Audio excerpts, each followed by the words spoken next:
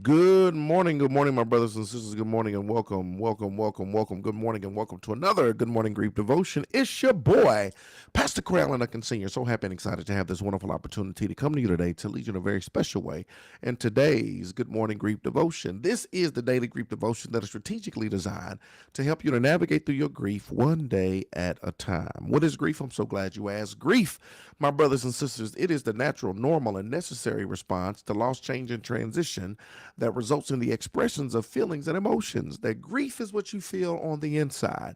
Mourning is how you reveal it on the outside. Therefore, we don't suppress it, but we express it. We don't ignore it, but we explore it. We don't conceal it, but we reveal it. We don't lock it up, but we let it out. And that's why we shout good morning, because morning is a good thing. And I'm so grateful and thankful to have this wonderful opportunity to lead you today in a very special way in today's Good Morning Grief Devotion. Make sure you like, share, tag somebody in this post. If it's a blessing to you, it's going to be a blessing to somebody else. Grateful, so grateful, so thankful to have this opportunity to share with you today.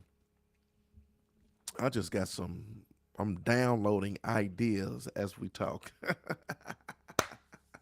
Woo! I'm downloading stuff. I'm thinking about y'all. Stuff is entering to my mind. This is gonna be good. Thank you so very much for joining us. God has just given me just some information about this devotion, and so nevertheless, don't worry about it. It's gonna be good. Thank you for joining us. Make sure you tag somebody in this post. If it's a blessing to you, it's gonna be a blessing to them. And so yeah, today is day 246, and we're gonna talk about overthinking compounds my grief. How overthinking, how it compounds my grief. Let's talk about it, y'all. My grieving mind is difficult to turn off. It's chaotic. Chatter and questioning causes me anxiety and unease. How many of y'all can experience that? That your grieving mind is difficult to turn off. Chaotic, chatter, questioning causes me anxiety and unease. This is so very true, y'all. Your grieving mind, it can be difficult to turn off. A lot of times when people start to navigate through this season of grief, especially early on, you have a hard time sleeping. You have a hard time sleeping because your mind is racing 1,000 miles per hour.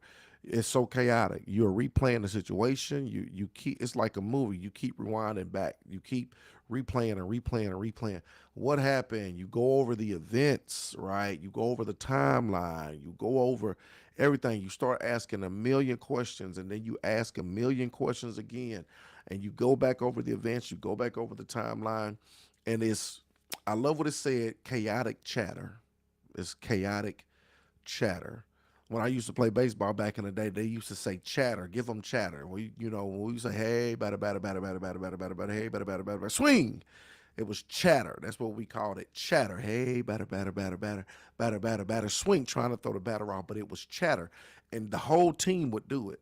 And so it was all of these voices, all of the voices there, all of the voices in the dugout. So you got voices coming from every direction. Hey, batter, swing. And so even with grief, you have all of this chatter.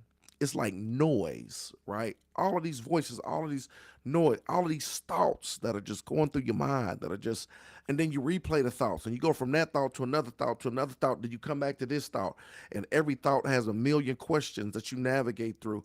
And it's all this chatter. And that's why a lot of people can't sleep. A lot of people can't sleep. A lot of people find it hard to sleep because you have this noise in your brain. You have this noise in your mind, your grieving mind, and it's difficult to turn off. Not only do you have the noise, but then when you get back to work and when you driving down the street and you zoning out and when you in the grocery store and just noise. And half the time you ain't paying attention to people because you sitting there preoccupied with this noise, with this chatter, and it's hard to turn the grief mind off. Can I get a witness? Does anybody relate to that? It's chaotic chatter, questioning causes my anxiety and unease. It constantly wants to think about my to do lists, my fears, my regrets, my what ifs, and more. Not only does it go over the situation, but now it goes over everything you got to do, right? Everything that has to happen. I got to do this. I got to do that. I got to turn this off. I got to get this out their name. I got to pay the bill. Did I pay the bill? Did they cut the lights off over at the house? Because I still got, and now we're getting probate court. So I got a probate court because we didn't go to the estate planning conference that's coming up at the church. I want to let y'all know that too. Shameless plug. We got an estate planning seminar coming up Saturday, 21st. Estate planning, essentials, trust, wills, all those wonderful things. Go register. You don't want to miss it. So I didn't go there. So now everything is probate. And I got to do this and the money. I got to do it. And then it's the situation, it's the circumstance, it's the clothes. I got to get the clothes out the house. I got to sell this. I got to do that. I got to do this big old to-do list you got to do. Why you really don't want to do none of it because your heart is so broken because your loved one is gone. But you got to navigate through all of this process, right? But I find that if I can calm my mind, I become less tense and my grief relaxes. And that's one of the major things is how do I calm my mind? With all of this chatter and all of this noise and all of this stuff that's going on, how do I calm my mind? Breathing exercises. One thing that I love and I found is breathe, just simply being present and mindful of your breathing. It's like stop, take a deep breath, breathe in, breathe out.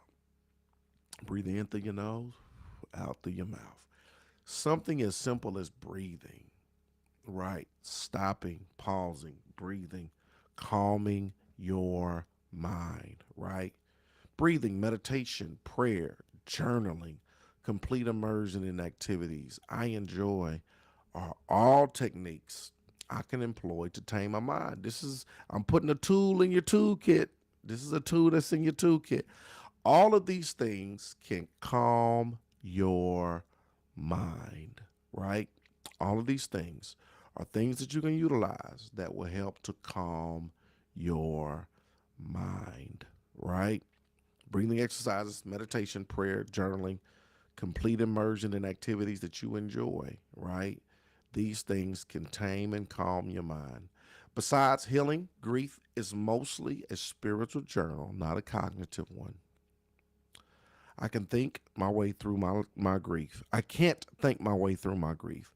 I have to feel it and be with it in the now. I love this because it's so true, y'all. Healing is healing grief is mostly a spiritual journey. It's a spiritual journey, not a cognitive one. You can't think your way through your grief. You have to feel it and be with it in the now. Here's the final thought, y'all. I observe my thoughts as they float past me.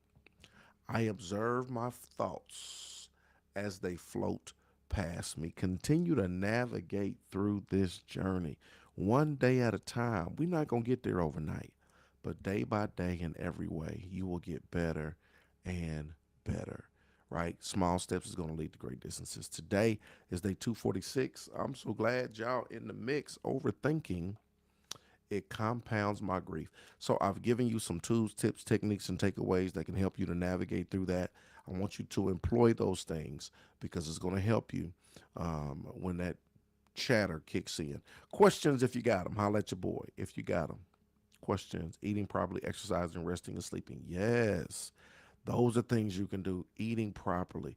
Yeah, you get so much, it's fuel, right? You know, they say you are what you eat. So when you eat properly, when you eat things that give you life, when you increase your water, when you do things that are natural, right? When you do things that are natural, it makes a difference. I'm trying to tell you, this guy's heaven's truth. It makes a difference when you do things that are natural.